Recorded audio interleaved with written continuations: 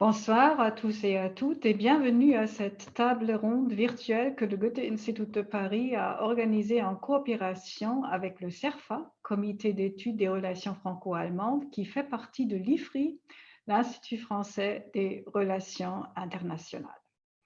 Notre sujet ce soir, vous le savez, est un échange sur l'héritage politique d'Angela Merkel, qui s'apprête à quitter le pouvoir à l'issue des élections fédérales du 26 septembre prochain, après 16 années passées à la chancellerie. Son départ marque une énorme rupture car Angela Merkel a joué un rôle décisif non seulement dans l'élaboration de la politique allemande, mais aussi dans l'élaboration des développements politiques internationaux.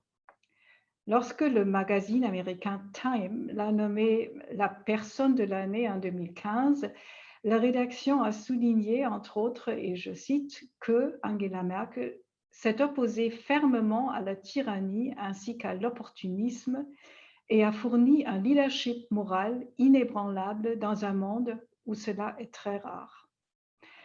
Je pense qu'on peut dire que cette évaluation est encore vraie aujourd'hui.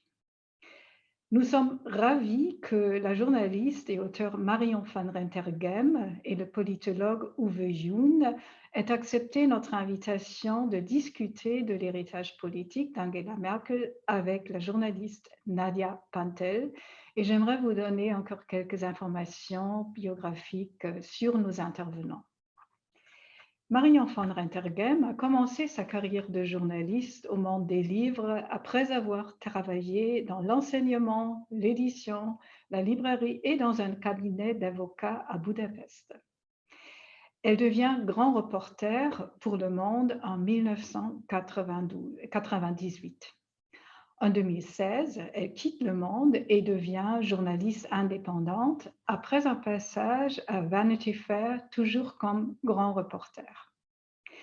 Marion van Rentergem est l'auteur de plusieurs livres. J'aimerais notamment mentionner sa biographie d'Angela Merkel, L'OVNI politique, paru en 2017, pour laquelle elle a reçu le prix Simone Weil en 2018.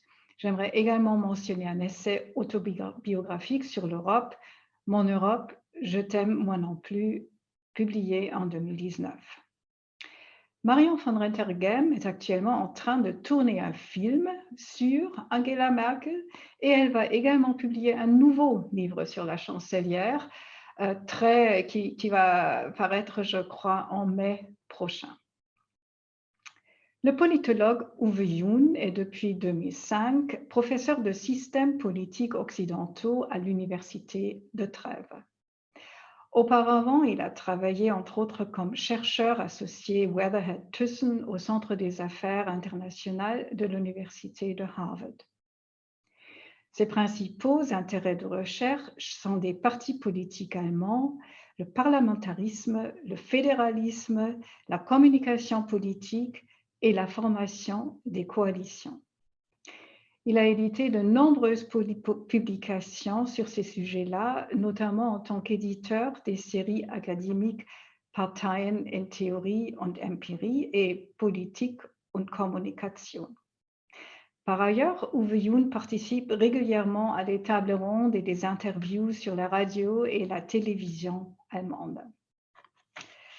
La journaliste Nadia Pantel a fait des études d'histoire et de littérature ainsi que de journalisme et elle travaille pour le Süddeutsche Zeitung depuis octobre 2012. Depuis 2018, elle est correspondante à Paris.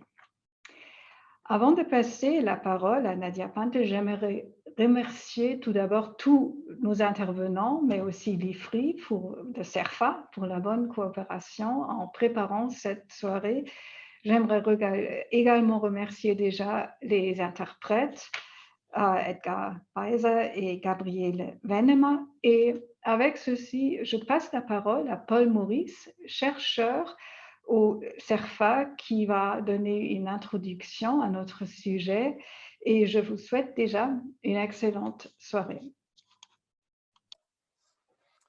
Merci Barbara Honrath pour ces mots d'introduction. Donc, je vais commencer par vous remercier aussi pour notre bonne collaboration pour l'organisation de ce webinaire dont j'ai hâte d'entendre les discussions. Euh, alors, je voulais faire, avant d'entrer dans le vif du sujet, un rapide rappel d'Angela Merkel et de son parcours politique, même s'il va être beaucoup débattu ce soir. Et surtout rappeler, j'aime bien commencer par rappeler ça, qu'Angela Merkel, même si on souligne ses origines est-allemandes, est née à Hambourg, enfin près de Hambourg, et est née en Allemagne de l'Ouest. Et c'est quelques semaines, quelques mois après sa naissance que sa famille, son père pasteur, est allé s'installer en RDA. Donc ça marque peut-être aussi un parcours de vie avant de marquer un parcours politique. Et en RDA, c'est les études qu'elle a choisies, les études scientifiques, pour éviter tout problème idéologique avec le régime que les sciences humaines et sociales auraient pu poser. Et à l'époque, en RDA, elle n'était pas membre ni du SED, ni d'autres partis politiques affiliés, et elle n'a pas non plus montré d'activité dans l'opposition, qu'elle soit civile ou religieuse, au sein des églises. Et finalement, sa trajectoire politique n'a pas suivi un parcours politique classique. Et sa trajectoire politique est due à deux, ce qu'on peut appeler hasards de l'histoire.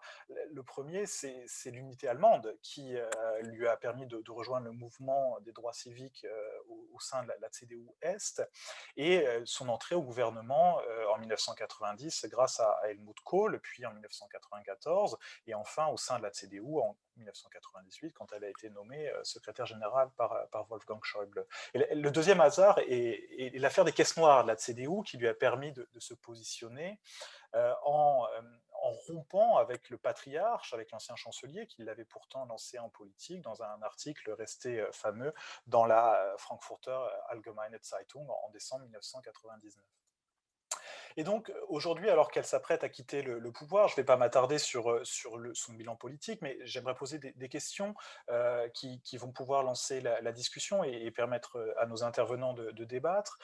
Aujourd'hui, ces 4 mandats successifs ont marqué la vie politique allemande, c'est-à-dire qu'elle est arrivée au pouvoir à un moment où l'Allemagne n'était pas en très grande forme au niveau national et au niveau international, avec aujourd'hui une Allemagne qui est considérée comme une puissance économique mondiale. Euh, elle est souvent considérée aussi au niveau européen comme une européenne de raison, c'est-à-dire quelqu'un qui a su faire des pas importants en direction de l'Europe, comme l'a montré la récente initiative franco-allemande de relance européenne, même si elle a été parfois timide sur le sujet. Euh, il ne faut pas non plus, enfin, il faut aussi évoquer les limites de tout ça, c'est-à-dire, ça va être bien sûr développé dans un instant, mais sur ces mandats qui ont été marqués par des défis importants, on peut citer le plus important peut-être, qui est la vague migratoire de 2015, comme l'a rappelé Barbara Honrath, mais aussi en termes politiques, cette crise de succession avec Annegret Kramp-Karrenbauer, qui a dû quitter ses fonctions alors qu'elle était considérée comme la dauphine d'Angela Merkel suite à l'élection de Thuringe, qui a révélé l'omniprésence encore forte d'Angela Merkel sur la CDU. Si on tire un léger bilan pour donner une impulsion à la conversation, 2 choses que j'aimerais souligner ici. La première, c'est que c'est la première fois qu'un chancelier, en l'occurrence une chancelière allemande, renonce à être à nouveau candidat à la chancellerie. Jusque-là, tous les chanceliers sortants étaient à nouveau candidats. Euh, et c'est mon deuxième point, alors qu'elle bénéficie d'une cote de popularité très importante au sein du gouvernement, enfin, au sein de l'opinion et par rapport aux autres membres du gouvernement. Donc, à l'approche des élections du 26 septembre prochain, je vais passer la parole tout de suite à Nadia Pantel, que je remercie de modérer ce débat, en demandant quel est l'héritage politique d'Angela Merkel et comment cet héritage peut-il être assumé par son successeur ou, j'oserais dire aujourd'hui, sa successeuse peut-être, je ne sais pas si le terme existe en français. Voilà. Donc cet héritage influencera-t-il aussi la place et le rôle de l'Allemagne en Europe et dans le monde? Et je remercie Nadia Pantel pour la modération de ce débat avec Marion van Rettergem et Uwe Jun. Merci à tous et je vous souhaite une très bonne soirée. Bonsoir und guten Abend. C'est un grand plaisir d'être avec vous ce soir. Et même si c'est juste devant un écran, c'est un plaisir d'être avec ceux qu'on voit et ceux qu'on ne peut pas voir. Mais vous êtes très nombreux. C'est peut-être aussi parce que ce débat tombe très bien dans l'actualité. On vient d'apprendre aujourd'hui que la candidate des Grünen, des écologistes pour la chancellerie, va être Annalena Baerbock. Et peut-être qu'on va, au parallèle, un peu pouvoir suivre les batailles dans la CDU qui se déroulent encore. Mais on va quand même profiter de nos intervenants et de toute leur capacité pour prendre un peu de recul et pour pas parler que de l'actualité. Juste pour le dire, comme vous avez pu déjà entendre, je ne suis pas française, mais allemande, mais je ne m'exprime pas dans ma langue maternelle ce soir, déjà pour vous amuser et aussi pour faire semblant comme si on était tous ensemble à Paris. Même si je sais déjà, vous, Madame van Rentergem, vous êtes à Dresde.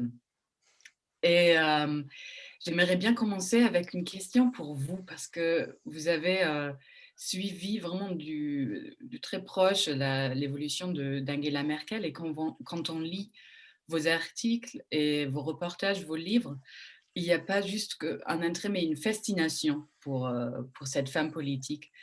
Et pourriez-vous nous expliquer la source de votre fascination? D'où vient-il?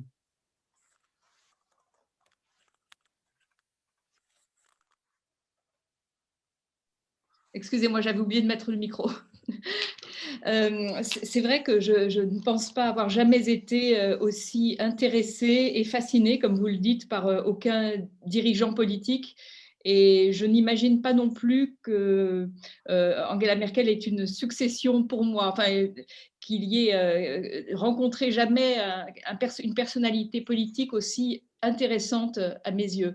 Elle m'intéresse, j'ai commencé à la regarder, à vrai dire, je ne l'avais pas vraiment remarqué quand elle était secrétaire générale de la CDU, je ne m'intéressais pas spécialement à la politique allemande à cette époque, et j'ai commencé à être intriguée quand elle a conquis la chancellerie, face à Schröder, qui paraissait une sorte de mastodonte, un peu machiste, très charismatique, et qui n'était pas destiné à perdre cette élection. Et j'ai été intriguée par cette femme, la manière qu'elle avait d'être à ce point, de ne pas ressembler à grand chose. Enfin, en tout cas, il n'y a rien de ce qu'on avait l'habitude de connaître parmi les personnalités politiques. Elle n'était pas très bien habillée, pas très bien coiffée. Elle avait l'air timide. Elle ne disait pas grand-chose. Et ce qui m'intéressait le plus, pour avoir beaucoup lu de cette littérature, c'était qu'elle venait de cette région de l'Europe qu'on appelle l'Est, donc qui avait été longtemps brimée, longtemps mise à l'écart et très inconnue de cette partie privilégiée, de ce côté du mur extrêmement privilégié dont je faisais partie. Et le fait qu'elle soit différente en tout, c'est-à-dire une femme dans un milieu, de ce milieu du grand parti chrétien-démocrate allemand extrêmement conservateur, dont les postes étaient largement occupés par des hommes, des barons qui avaient fait de la politique toute leur vie et qui occupaient le terrain. Elle était une femme, elle n'était pas catholique comme la majorité de ces gens, elle était protestante, elle était divorcée, elle n'avait pas d'enfants, elle ne ressemblait vraiment à rien. Et c'était la première chancelière élue, et elle restera la première dirigeante d'un grand pays, en tout cas d'un grand pays de la planète, à avoir connu pendant la moitié de sa vie à peu près la dictature. Et je pense que ça lui donne un regard totalement singulier, et ça lui donne aussi une force par rapport à ses homologues mondiaux, qui parle de la liberté comme d'un concept un peu abstrait parce que ça fait bien, et de démocratie, etc., sans forcément mesurer le prix et la vérité dans leur chair de ce que ce concept signifie. Elle est la seule parmi eux à vraiment savoir ce que la privation de liberté veut dire. Donc, elle a cet atout. Voilà ce qui explique ma fascination. Maintenant, je ne m'attendais pas du tout, en commençant à la regarder du coin de l'œil, puis de plus en plus en 2005, à quel point cette histoire allait durer, et pour elle et pour moi.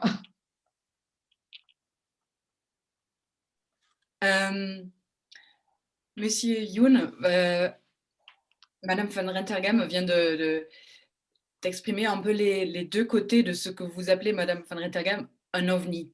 Alors déjà, vous avez un peu décrit l'ovni esthétique même, si vous voulez, de cette femme, comme vous dites, qui on va revenir à ça, c'est peut-être un regard un peu français aussi de dire que elle ne vous a pas très impressionné au début. Mais ce n'est pas un ovni qui vole libre, mais on n'est pas. C'est un ovni qui prend la décision d'adhérer à une partie. Et Madame Van Rentergam écrit dans son livre que, en théorie, Angela Merkel aurait pu faire une carrière aussi bien dans la SPD parce qu'elle incarnait un peu ce que M. Macron essaie d'incarner aussi aujourd'hui, cette idée de se placer vraiment au centre du débat politique, ni à gauche ni à droite. Même si elle n'a pas exprimé cela comme ça. Mais on n'est pas en France, on est en Allemagne, alors elle ne va pas s'inventer sa propre parti avec ses propres initiales, mais elle adhère à un parti, et ce parti, c'est la CDU. Et à quoi ressemble la CDU quand Angela Merkel commence ses débuts en politique, Monsieur Youn?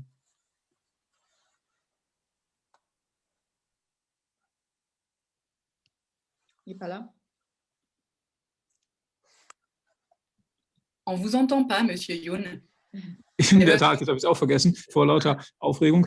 Ja, sie beginnt also ihre politische Karriere tatsächlich in der CDU und es war ein Zufallsprodukt, wie es ja zu Recht gesagt wurde. Aber sie fand eben dort eine CDU vor, die katholisch geprägt war, die vom Konservatismus geprägt war und die das Paradigma der sozialen Marktwirtschaft sehr hoch gehalten hat.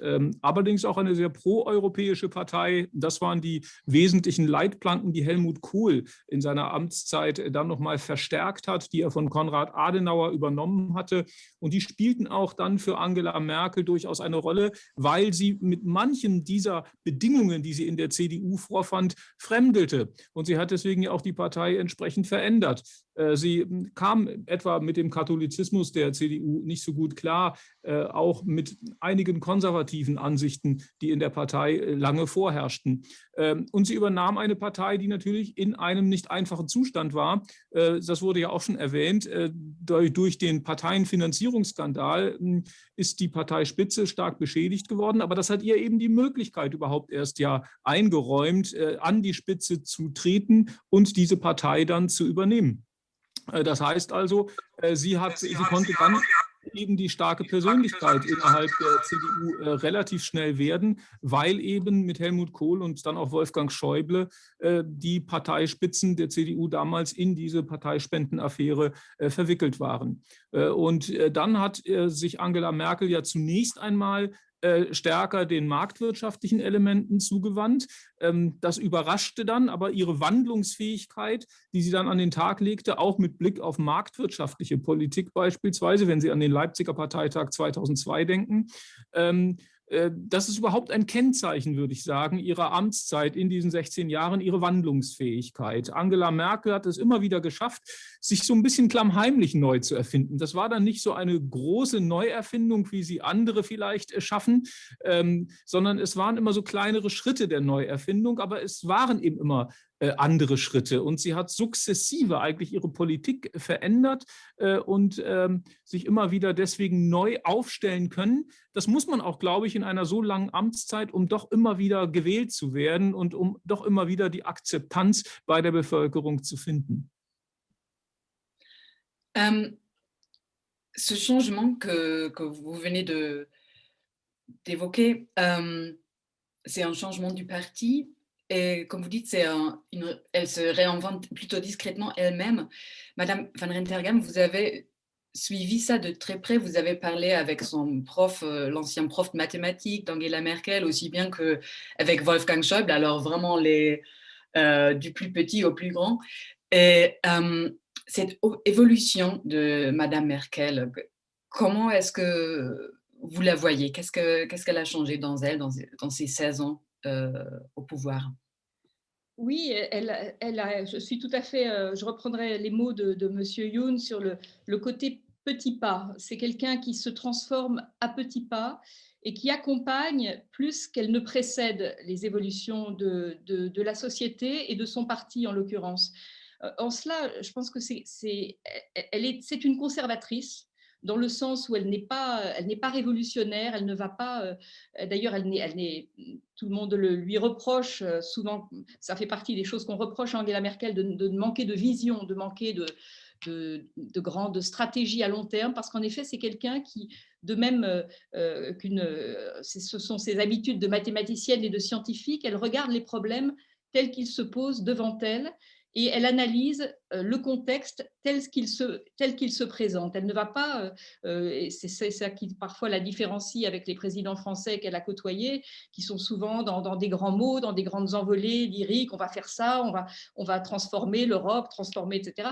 Elle, pas du tout, elle ne va jamais prétendre ni promettre des choses dont elle n'est pas sûre de pouvoir, accomplir et réaliser, et elle a cette prudence.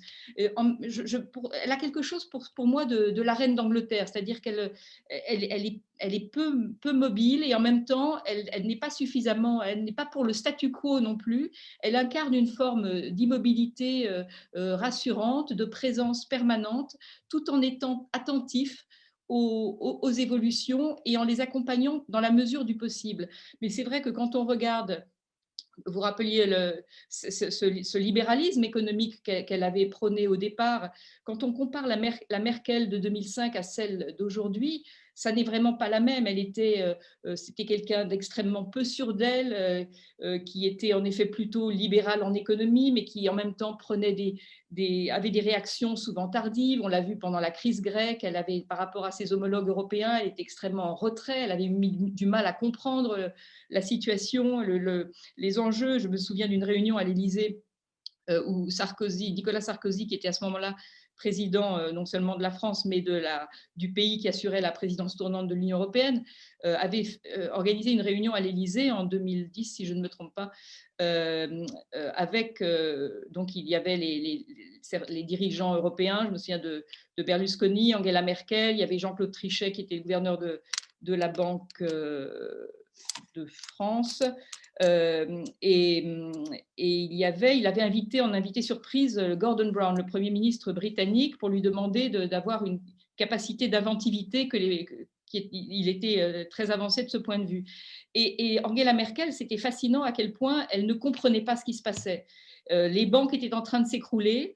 Ça avait commencé, si je me souviens bien, par une banque du nord de l'Angleterre. J'ai peur là de ne pas être précise parce que je préfère pas m'aventurer parce que mes souvenirs sont un peu flous. Enfin, en tout cas, le monde était en train de prendre la mesure de ce qui se passait. Et Angela Merkel disait, mais moi, dans mes lenders, les banques se portent bien. Et tout le monde la regardait avec des yeux écarquillés en disant, mais elle nous parle de ces lenders, on est dans une crise mondiale. Et donc, elle mettait vraiment du temps à percevoir les choses. Et elle a pris, au fur et à mesure, énormément d'assurance. D'abord, c'est quelqu'un, c'est une très grande intelligence. Et donc, c'est quelqu'un qui, même si elle met le temps, se met à comprendre les choses. Pascal Lamy, l'ancien patron de l'Organisation mondiale du commerce, me l'avait dit. Elle lui avait avoué qu'elle ne comprenait rien à l'économie et elle s'y est mise. Et Pascal Lamy me disait qu'il était intrigué par la capacité qu'elle avait à interroger les gens, à essayer de comprendre et finalement à maîtriser les problèmes. Donc, elle a vraiment pris de l'épaisseur de ce point de vue. Et quand on voit maintenant ce qu'elle a été capable de produire au moment du plan de relance, à l'initiative franco-allemande qui a abouti à ce plan de relance européen, qui revient à une sorte de chamboulement total du logiciel allemand. Enfin, c'était un véritable changement de philosophie qu'elle a encore une fois accompagnée parce qu'elle est toujours dans l'attente, elle sent l'opinion allemande comme peu de dirigeants sentent leur opinion, donc elle observe, elle regarde les mouvements, d'abord elle parle beaucoup institutionnellement, elle y est obligée, elle se confronte énormément en permanence au Bundestag, au Bundesrat, elle regarde ce qui est conforme à la Cour constitutionnelle, donc elle avance très lentement, mais en même temps, elle est beaucoup plus motrice qu'elle n'a pu l'être au début, et c'est vraiment grâce à elle et grâce à Emmanuel Macron qu'a pu s'opérer ce grand changement récent. Oui, quand vous dites « elle sent l'opinion comme personne d'autre », est-ce qu'il y a un grain d'opportunisme là-dedans aussi ? On peut le voir comme ça, c'est l'aspect négatif du problème, l'aspect négatif de la question est d'y voir de l'opportunisme. L'autre est d'y voir de l'intelligence des situations et une forme de pragmatisme extrêmement réaliste qui fait qu'elle ne va jamais s'engager dans une décision dont elle sait qu'elle n'est pas réalisable. On va venir à vous, Monsieur Youn, dans une seconde pour parler de cette stabilité que Madame Van Rentergem vient d'évoquer. Mais j'aimerais revenir à une chose dans l'évolution de Madame Merkel et à cette question de est-ce qu'elle est conservatrice ou pas sur les questions de société. Alors si on parle mariage pour tous, par exemple, et aussi sur le cas de la question, est-ce qu'elle est féministe ou pas? Est-ce qu'elle a évolué là-dedans aussi dans des idées sur la société on va peut-être voir comme progressistes et qu'elle n'a jamais vraiment porté, mais qu'elle porte maintenant peut-être un peu plus qu'avant. Comment est-ce qu'elle a changé dans ces champs-là?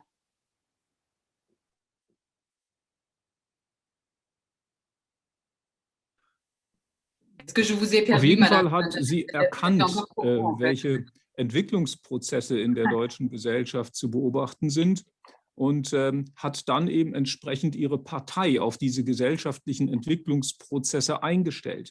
Und insbesondere in der soziokulturellen Konflikt- oder Wettbewerbsdimension, so nennen wir Parteienforschern das sind also die Wertedimensionen. Welche Werte sollten eine Gesellschaft prägen? Da kann man eindeutig erkennen, dass sie eben, ja, wir können es sagen, die Werte, die eher bei den Grünen zu verorten sind, dass sie die stärker schon adaptiert hat, dass sie schon frühzeitig gesehen hat, dass diese Gesellschaft sich verändert und dass etwa so etwas wie Gleichstellung der Frau, aber eben auch wie sexuelle Vielfalt akzeptiert werden sollte, auch wenn sie persönlich ja mal gesagt hat, sie stimme da nicht so ganz überein, was die Ehe was die gleichgeschlechtliche Ehe betrifft. Dennoch hat sie gesehen, dass die Partei sich in diese Richtung bewegen muss. Das heißt, sie hat eben immer frühzeitig durchaus gesehen, dass die Partei nicht stehen bleiben darf, dass die CDU Veränderungsprozesse adaptieren muss, um weiter mehrheitsfähig zu bleiben in der deutschen Bevölkerung. Und das würde ich auch sagen, Sie haben das vorhin als ein Stück Opportunismus genannt. Man könnte es sagen, Frau Merkel hat immer schon geguckt, dass ihre Politik eine gewisse Mehrheitsfähigkeit unter Beweis stellen muss.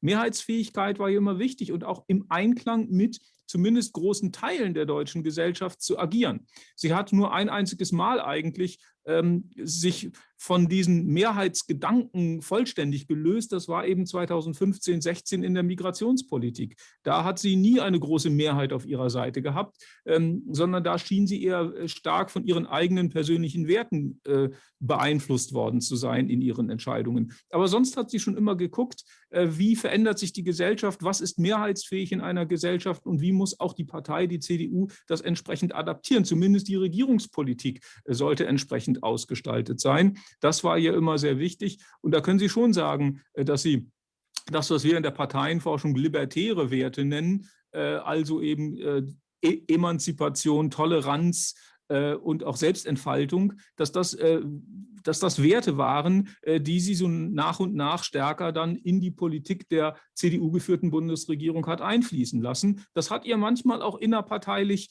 durchaus Gegenwind beschert, aber den hat sie dann versucht zu überwinden mit Beharrlichkeit, so würde ich es mal benennen.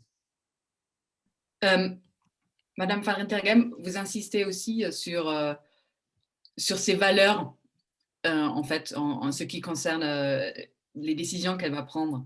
Et vous venez de le dire, Monsieur Youn, qu'un des moments principaux où ce n'était pas une idée de garder une majorité qu'elle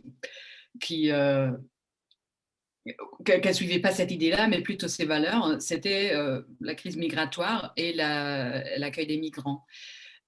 Comment est-ce que vous avez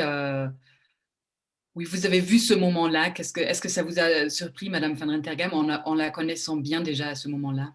La crise des migrants en particulier? Oui, sa réaction. Oui.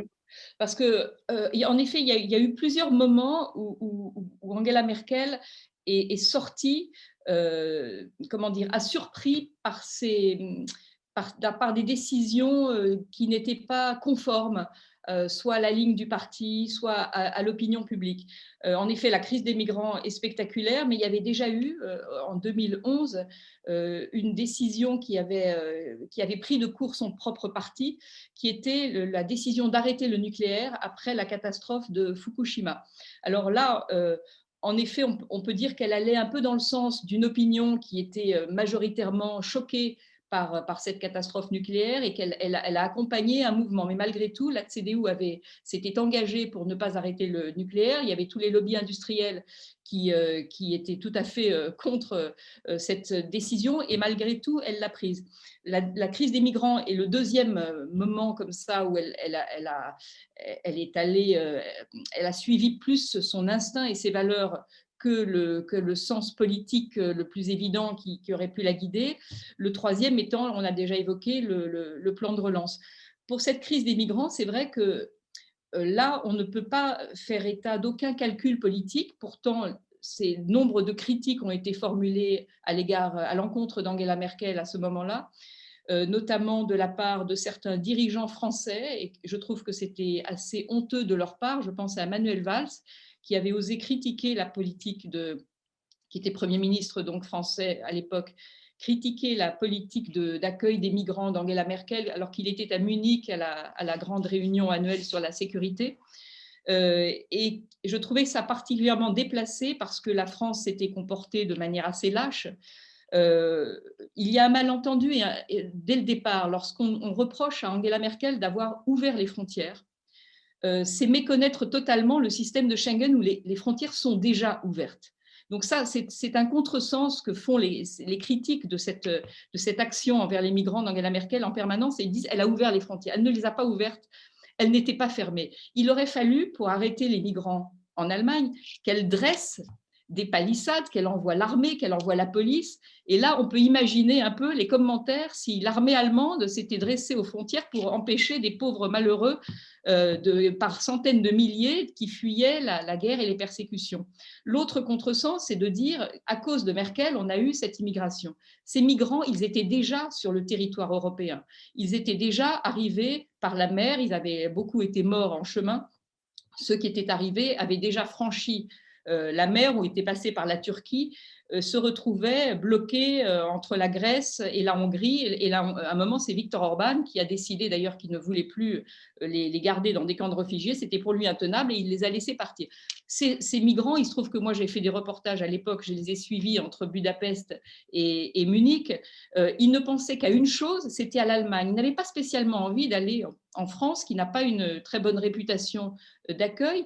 Le pays, l'Eldorado, pour eux, c'était d'ailleurs intéressant de voir le retournement de l'image de l'Allemagne d'année en année, hein, depuis l'après-guerre.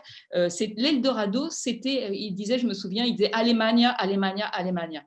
Et donc, ils voulaient tous aller là. Et Angela Merkel, face à d'autres dirigeants européens, à l'exception des Suédois et des Autrichiens, qui eux aussi ont pris leur part et ont accueilli des migrants, a vraiment décidé par humanité, par humanisme, par sens des valeurs, de se dire non.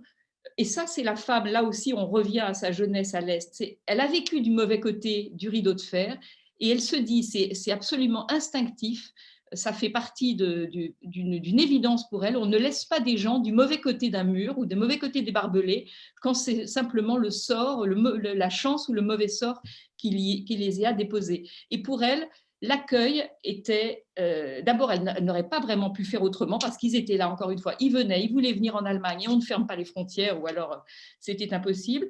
Elle était lâchée par les autres dirigeants et c'est là qu'elle se dit, et puis il y a ses valeurs personnelles qui parlent et c'est là qu'elle prononce cette phrase, Wir schaffen das, on va y arriver.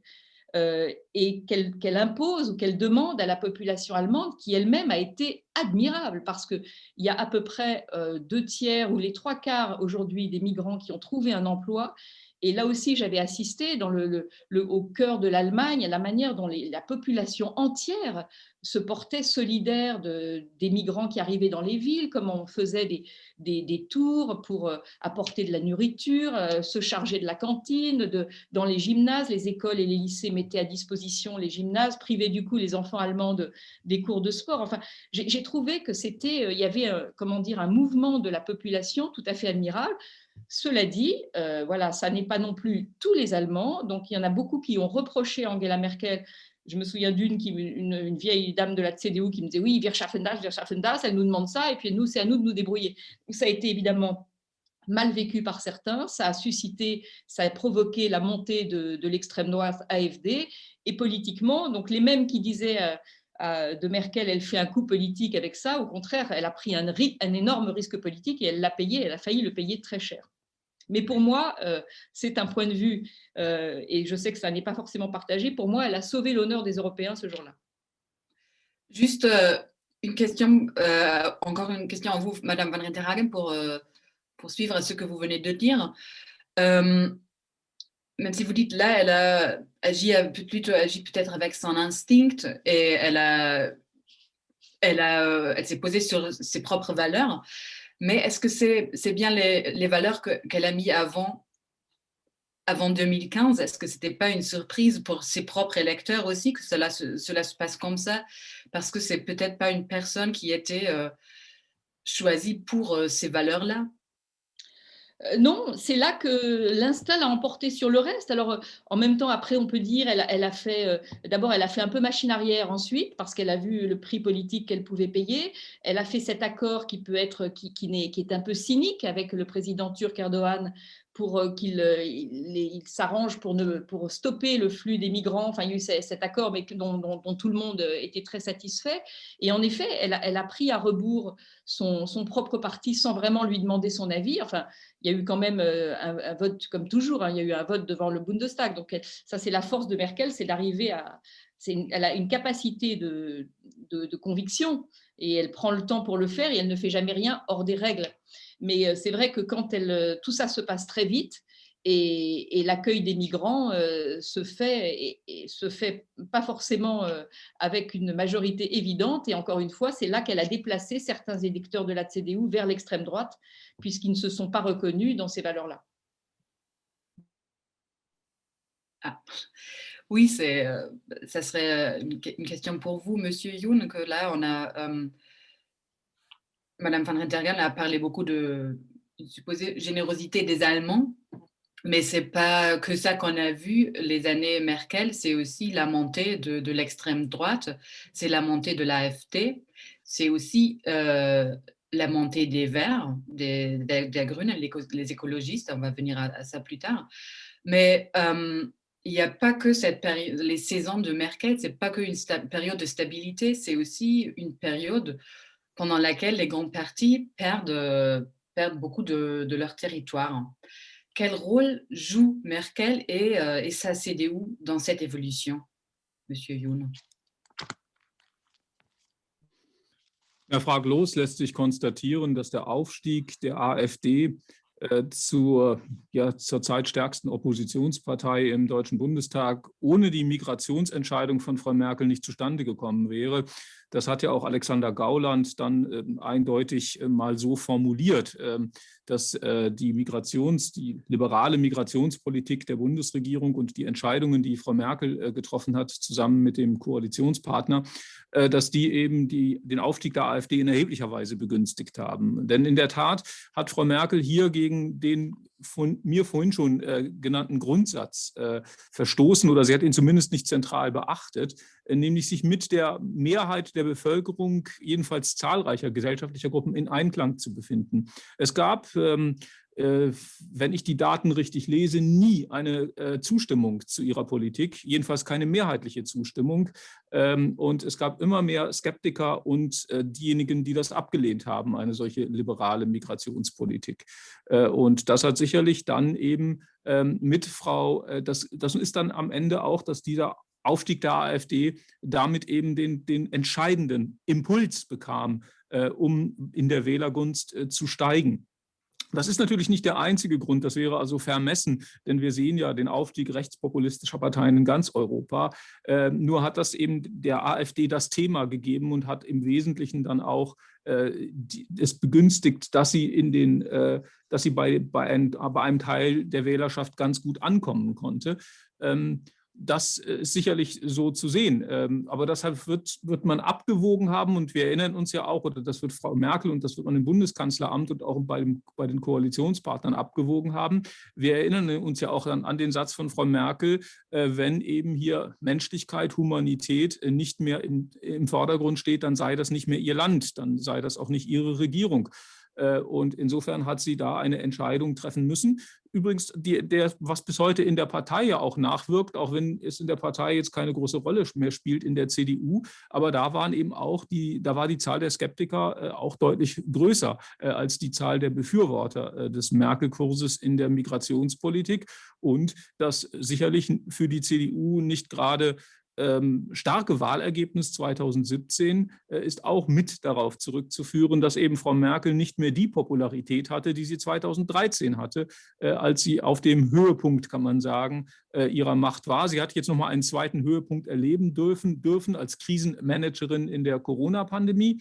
Aber ich würde sagen, ab 2013 war dann erstmal so etwas wie doch der Höhepunkt ihrer Macht. Da hat sie sich im Einklang mit der CDU und auch mit der Bevölkerung befunden, mit jedenfalls großen Teilen der Bevölkerung, und hat dann ich nenne es immer die Koalition der Mitte, richtig zusammenbauen können 2013. Und das ist ihr eben das hat sie dann weiterhin versucht, aber sie ist dann eben nicht mehr so stark wahrgenommen worden oder als nicht mehr so machtvoll wahrgenommen worden, weil eben hier ein gewisses Maß an Responsivität von Seiten von einzelnen Wählergruppen vermisst worden ist. Mais diriez-vous, parce que Madame Van Rentergem, vous avez à juste titre rappelé qu'elle n'a pas ouvert les frontières, mais qu'on est dans l'espace Schengen et les migrants étaient déjà dans l'Union européenne. Est-ce que, là vous avez dit que c'est une politique migratoire libérale, en même temps on a l'accord avec la Turquie, il y a l'Allemagne qui expulse vers l'Afghanistan, beaucoup plus que la France. Est-ce qu'on peut vraiment parler d'une politique migratoire libérale de Merkel? Monsieur Youn.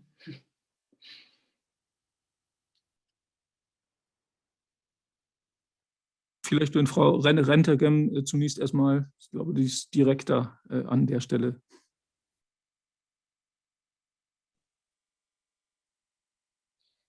Cette politique migratoire était un moment. Maintenant, comme je l'ai dit, Angela Merkel n'a pas ouvert ses portes pour toujours. Elle a agi à un moment d'urgence qui était un moment de crise humanitaire qui concernait l'Europe. Elle a fait ce qu'il fallait à ce moment-là, quand encore une fois, la plupart de ses homologues ne l'ont pas fait. Après, l'Europe est est face à un problème insurmontable, face à l'immigration. Il y a beaucoup plus de demandes la pression migratoire est largement supérieure à la capacité d'absorption de tous les immigrés. Donc Merkel ne peut pas non plus, l'Allemagne n'est pas en capacité de prolonger cette politique d'accueil à l'infini, et Angela Merkel est une dirigeante réaliste, donc elle fait ce qu'elle peut. C'est évident que c'était un moment de l'histoire précis qui l'a fait agir.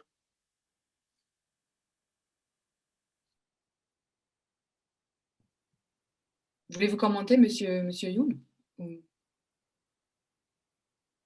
Ja, ich würde mich dem anschließen, was man sicherlich an der Stelle, was etwa der niederländische Premierminister Rutte oder eben auch der österreichische Bundeskanzler Sebastian Kurz dann einwendeten, war, dass Frau Merkel das Recht allein entschieden hat, ohne die europäischen Partner einzubinden, gleichzeitig aber die europäischen Partner dann eben mit die Verantwortung dafür übernehmen mussten. Das war auch ungewöhnlich für Frau Merkel, die ja sonst eher versucht, Kompromiss- und Konsenslösungen in den Vordergrund zu stellen, dass sie hier vielleicht oder vermutlich aus den von Frau Rentergem genannten Erwägungen sehr eigenständig agiert hat, ohne sich hier mit den europäischen Partnern entsprechend abzustimmen und eben eher Kompromiss- oder Konsenslösungen anzustreben, was ja sonst eher ihr Regierungsstil und ihr Führungsstil gewesen ist.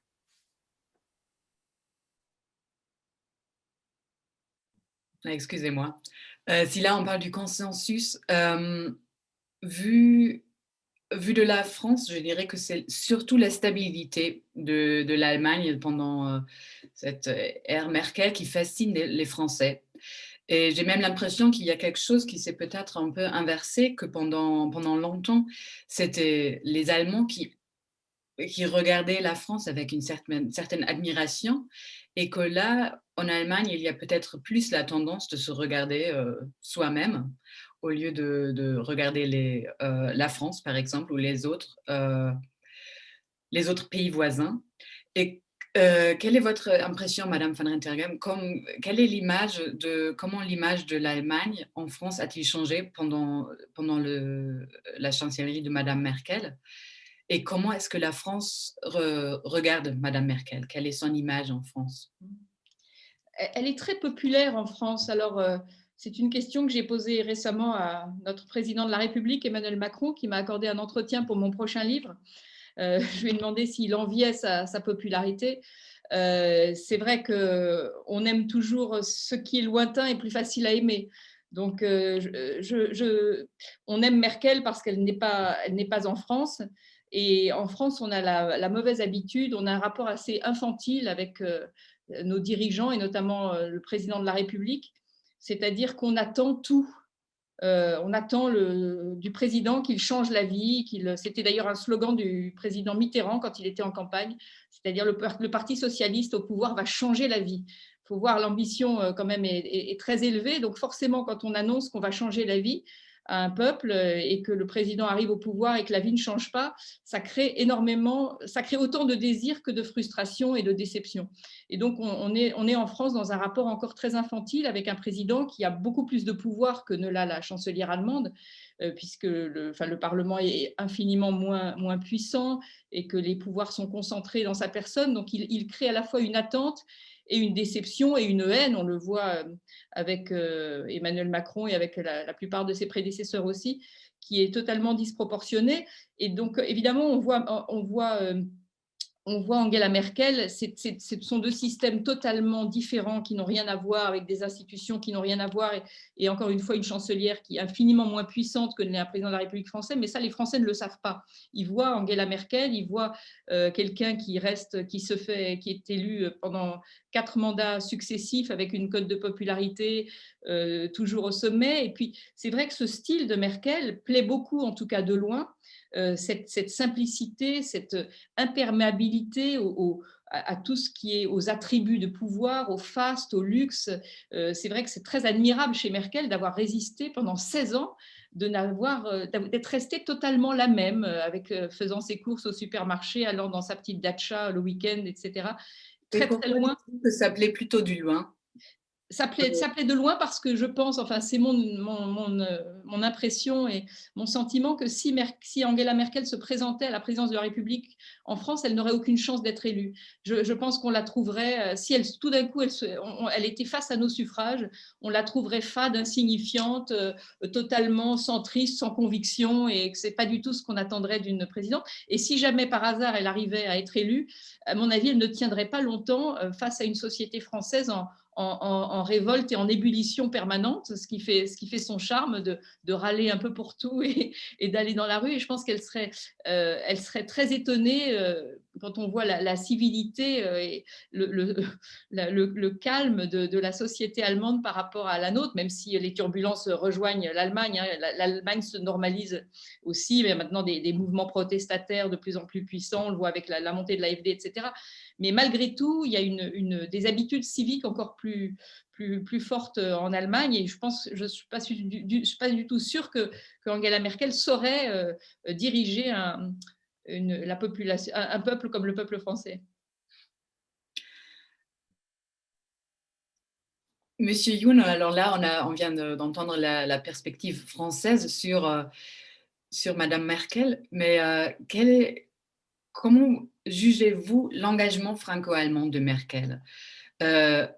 Là, on a renouvelé l'amitié franco-allemande avec le Aachener Vertrag, la traité d'Aix-la-Chapelle. Il y a l'initiative franco-allemande derrière le plan de relance européen. Mais il reste aussi ce sentiment que Merkel n'avait ni la force, ni l'énergie, ni l'intérêt peut-être de répondre à Macron et à ses visions pour l'Europe. De quelle manière diriez-vous à Merkel façonner les relations franco-allemandes?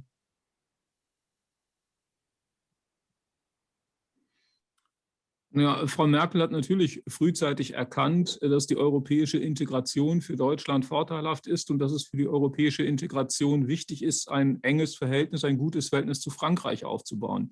Diese beiden Erkenntnisse, ganz im Sinne einer Naturwissenschaftlerin, wie es ja Frau van Rentergem schon gesagt hat, haben dann auch ihre Arbeit entsprechend geprägt. Sie hat nicht wie Helmut Kohl, der ja in Rheinland-Pfalz aufgewachsen ist und die deutsch-französischen Beziehungen von Kindheit erlebt hat, hat sie nicht diesen Enthusiasmus dafür aufgebracht. Aber sie hat rational durchdacht, dass es sehr sinnvoll ist und sehr gut ist, wenn die europäische Integration vorankommen will, dass man eben mit Frankreich den wichtigsten Partner an seiner Seite hat und dass man eben dann eben auch mit Frankreich immer in einen Diskussionsprozess eintreten sollte und dass man die deutsch-französische Zusammenarbeit verbessern sollte, zumindest auf eine gute Grundlage bringen muss.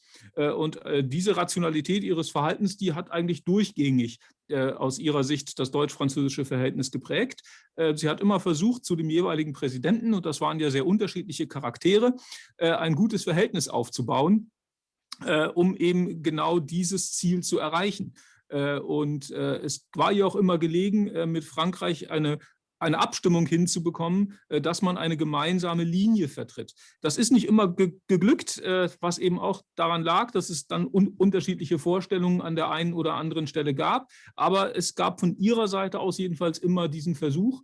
Und sie hatte auch stets gute Kanäle, ob es nun zu Sarkozy, zu Hollande oder dann jetzt zu Macron, immer versucht es aufzubauen. Es war so nie diese enge Verbindung, die wir von Helmut Kohl kannten, weil es eben stärker von Rationalitäten geprägt war. Aber diese Rationalitäten waren dann eben vom Ergebnis her ähnlich gelagert. Est-ce que là, il y a... c'est intéressant que là, vous parlez des rationalités en revenant à cette image de Madame Merkel, une politicienne qui vient des sciences.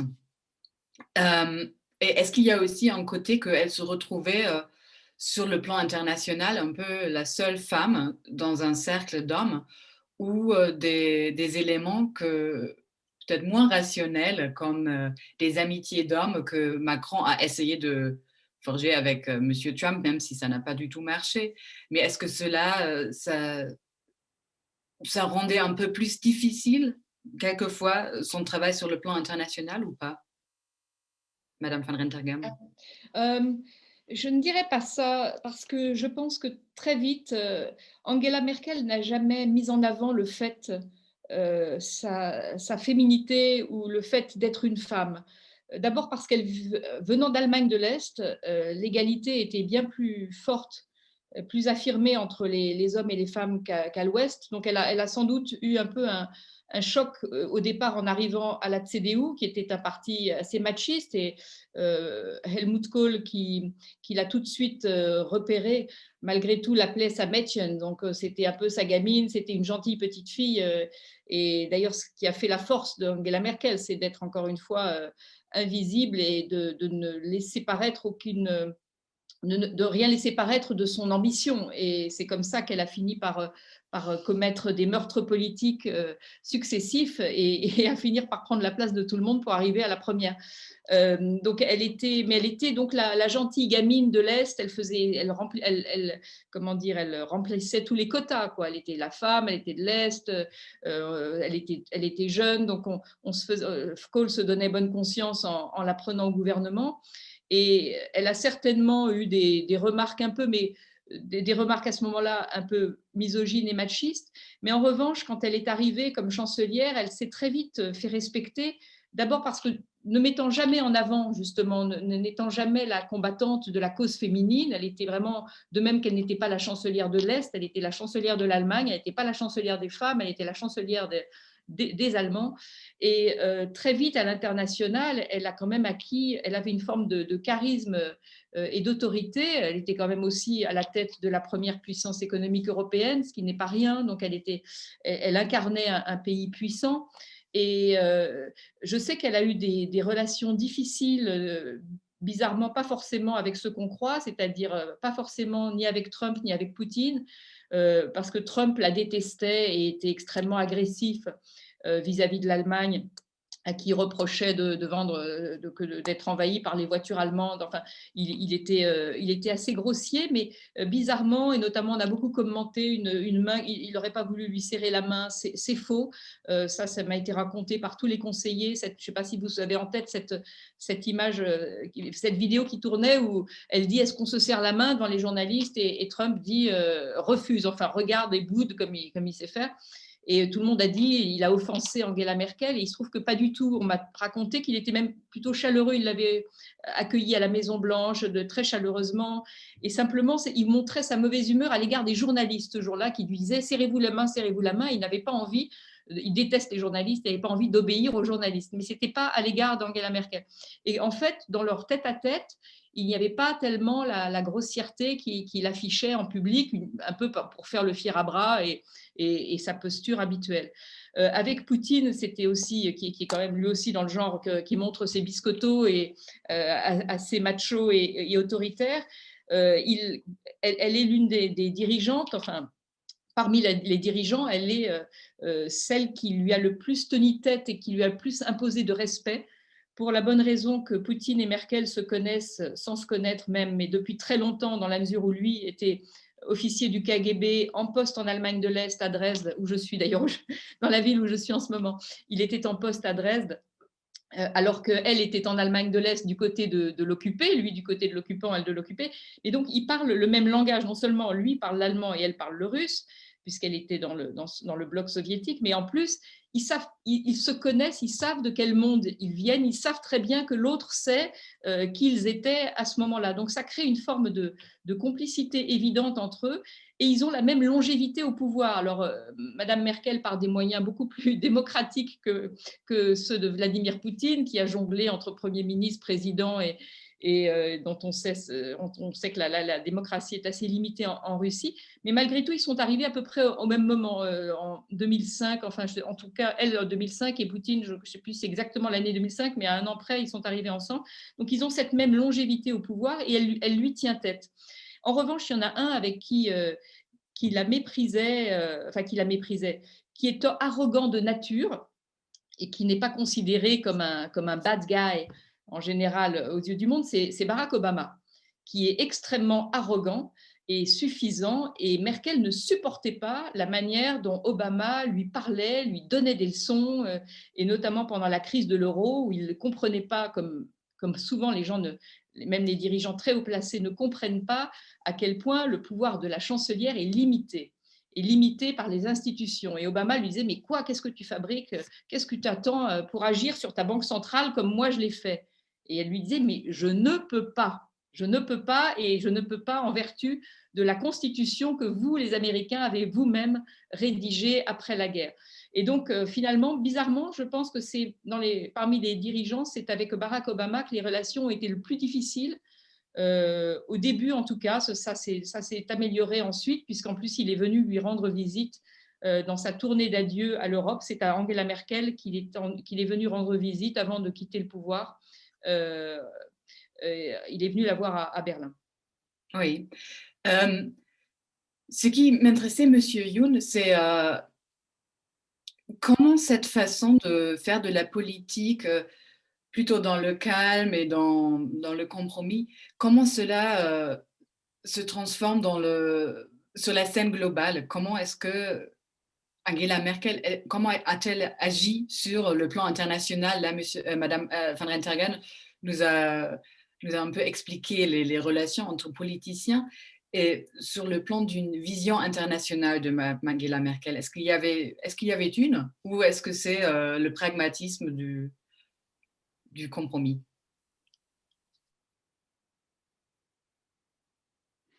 Man muss sagen, sie war natürlich eine erfolgreiche Krisenmanagerin, und als solche ist sie auch wahrgenommen worden. Während ihrer Amtszeit haben wir eigentlich sehr viele Krisen erlebt, auf europäischer, aber auf globaler Ebene auch.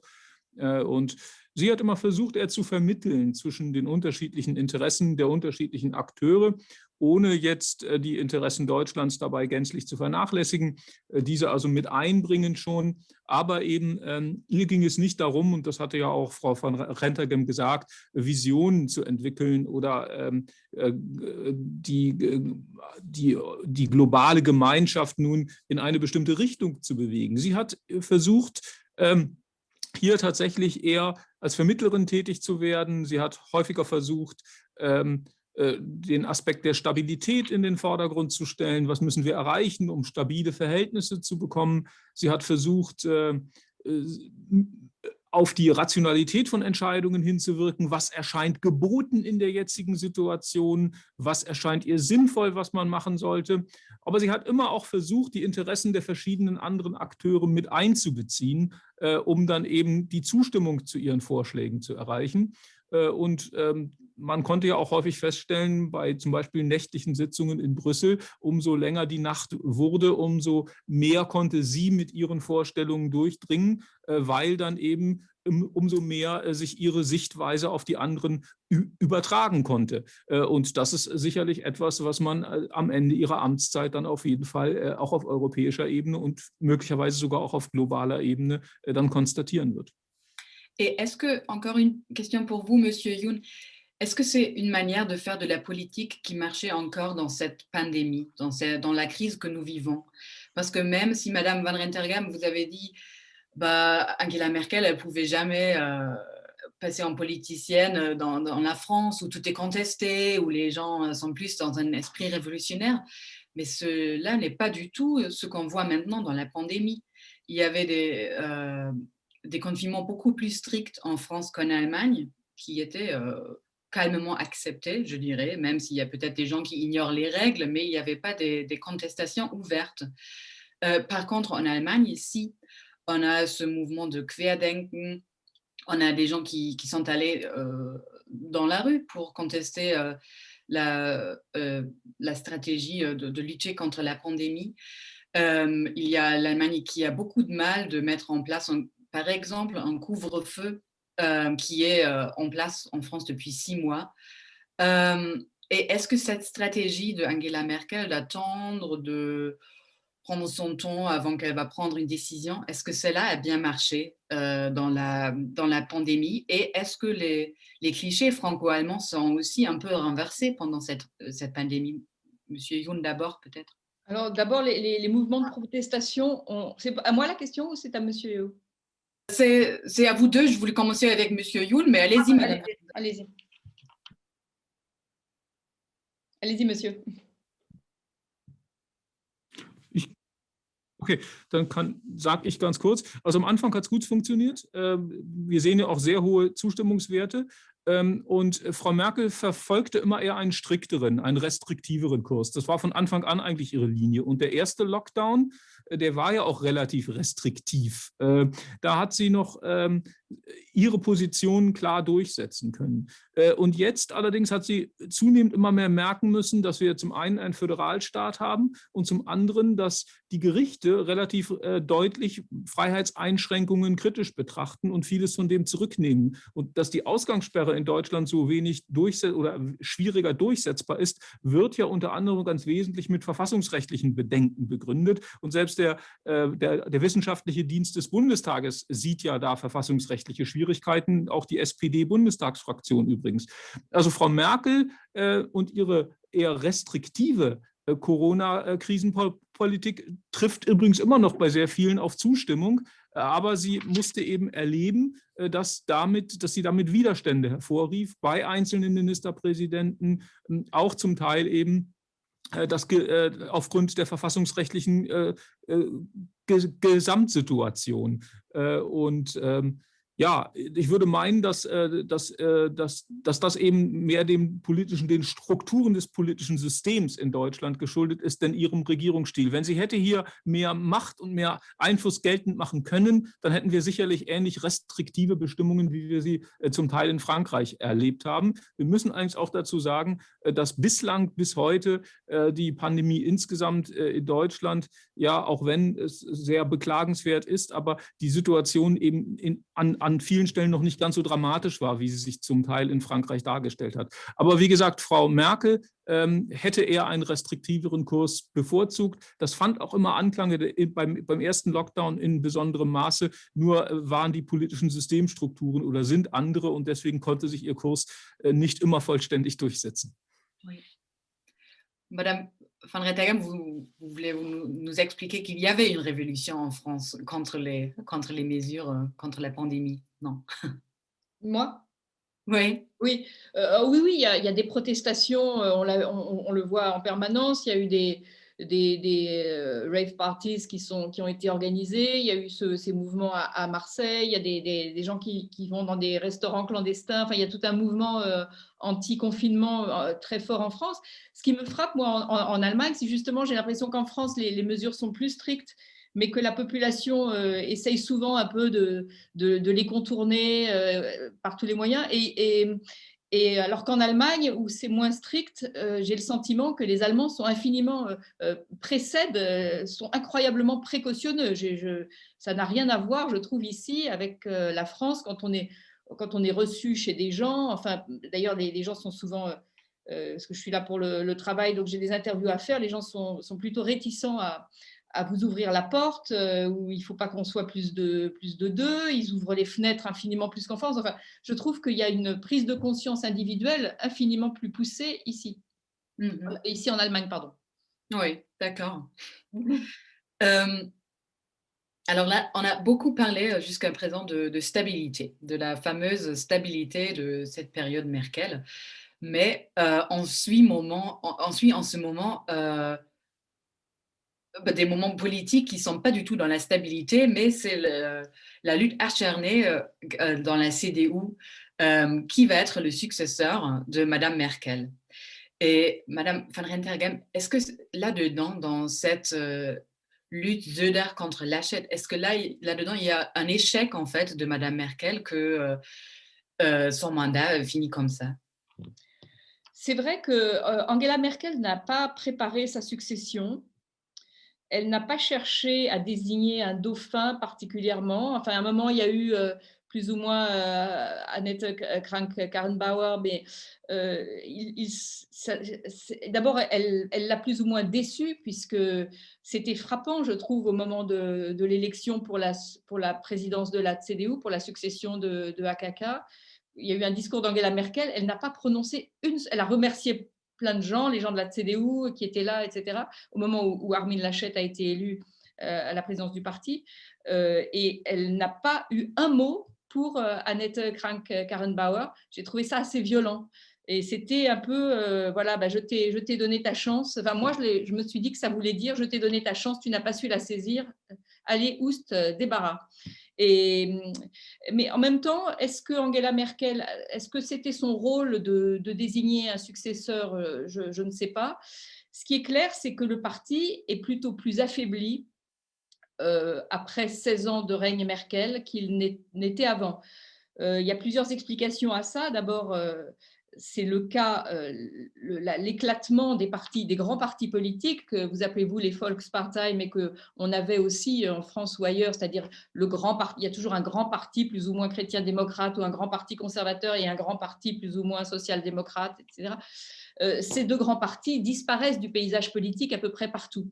Donc l'affaiblissement de la CDU n'est pas une spécificité allemande, et on peut même voir à l'envers qu'il s'est moins affaibli en Allemagne qu'ailleurs. Si on voit, nous, l'état du parti Les Républicains en France, qui est dans un état proche de l'Ohio, éparpillé façon puzzle, enfin en tout cas en attendant qu'il se remette peut-être sur pied.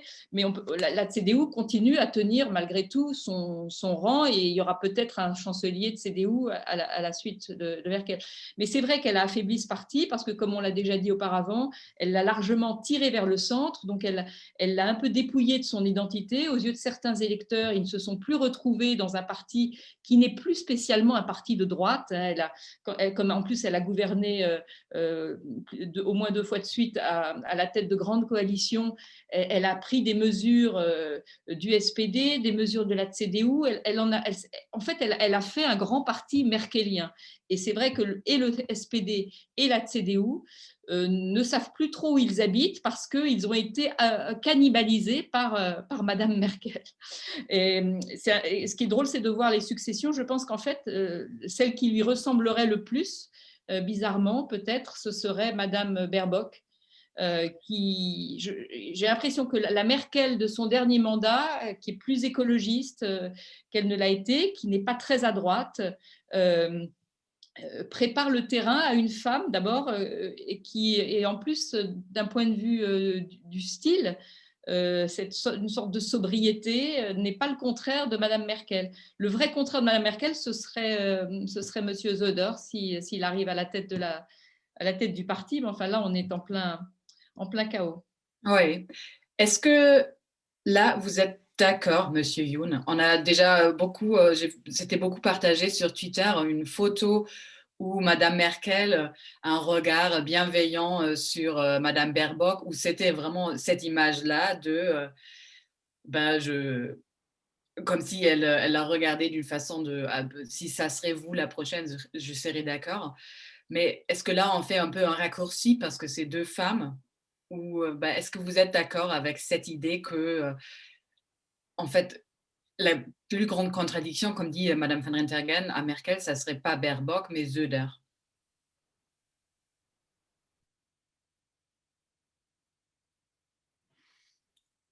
Herr Söder verkörpert jetzt wieder tatsächlich einen anderen Politikertypus als Frau Merkel.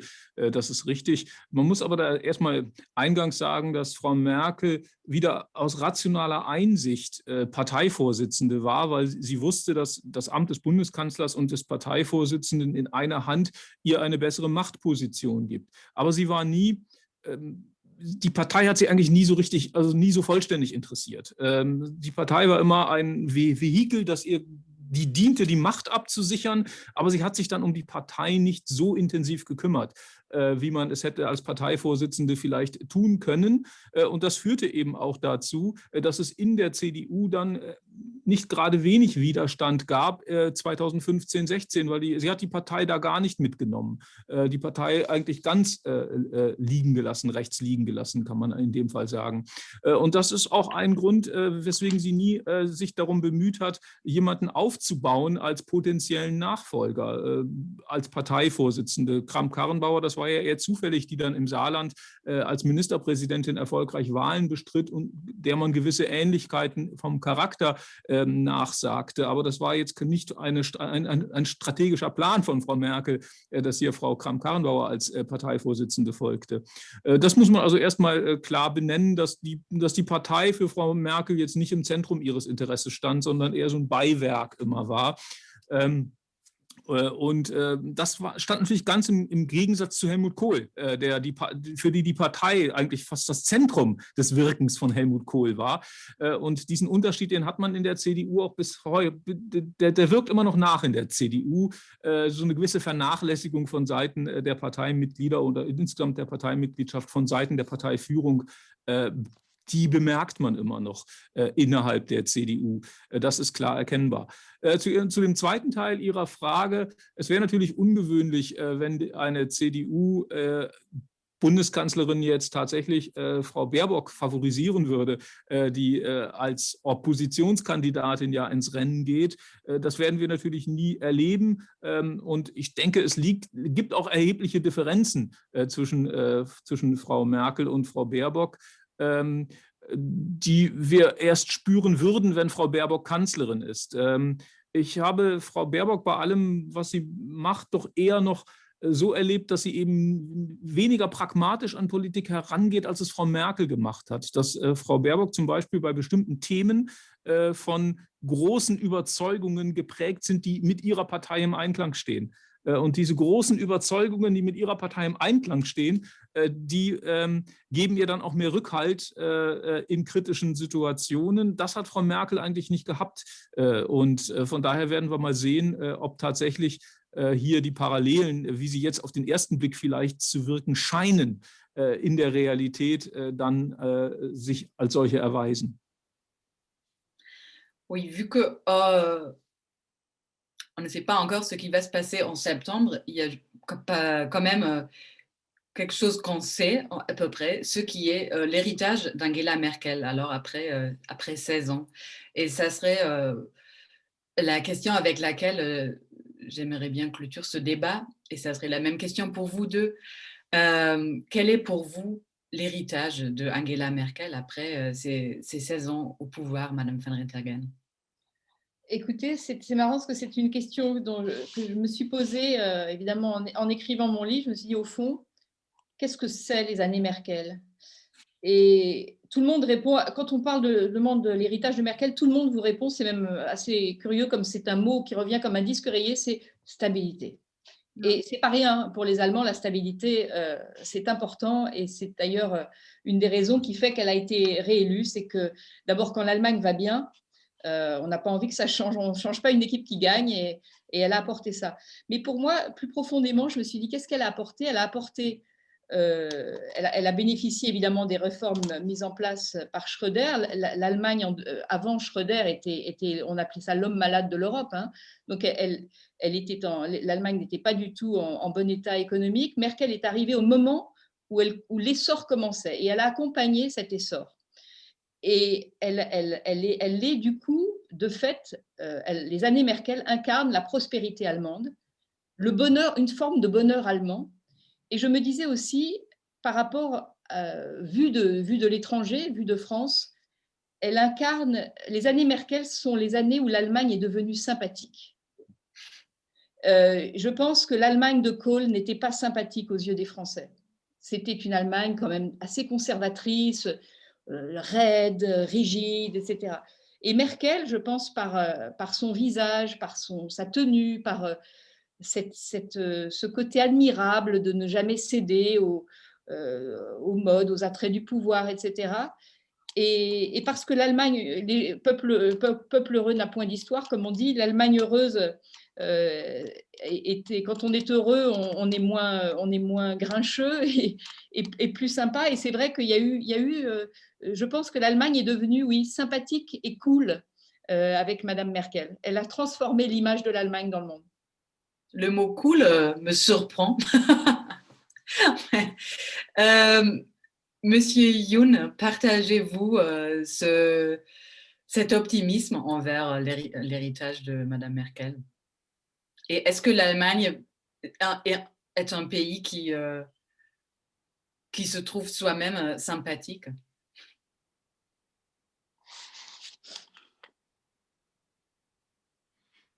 Ich würde sagen, wenn ich das Erbe beschreibe, würde ich Frau van Rentegem völlig recht geben. Was Frau Merkel sicherlich als Erbe hinterlässt, ist, dass Deutschland mehr akzeptiert noch ist auf der europäischen Ebene und auf der globalen Ebene. Das hat Frau Merkel sicherlich bewirkt. Das Ansehen Deutschlands ist gestiegen in den letzten Jahren, in den 16 Jahren in der Amtszeit der Bundeskanzlerin Merkel.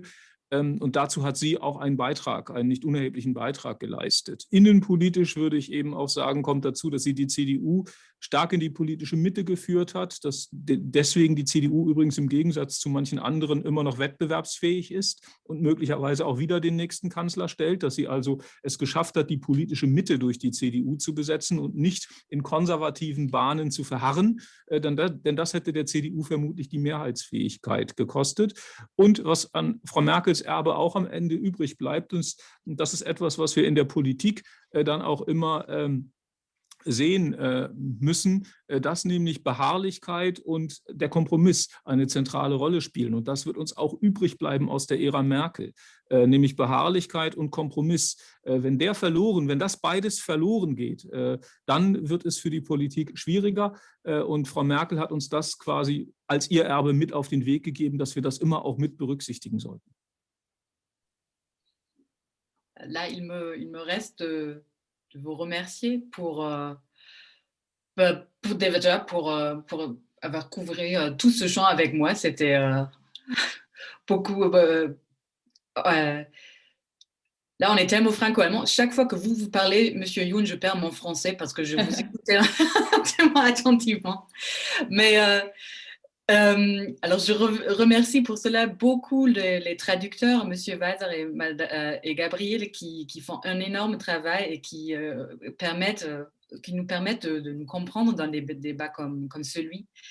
Et je pense que c'était vraiment le regard échangé de vos deux côtés, Madame Van Rentergem et Monsieur Youn, qui a pu enrichir ce débat. Merci beaucoup. Et je suis désolée que là, on n'a pas pu prendre vos questions. Je suis encore plus reconnaissante que vous êtes restés avec nous devant nos petits ou grands écrans, et en espérant qu'on va tous pouvoir se revoir personnellement la prochaine fois à Paris. Merci pour vos questions. Merci. Auch Ihnen, Frau Pantel, herzlichen Dank für die sehr gelungene Moderation. Wir gehen Vielen jetzt. Dank.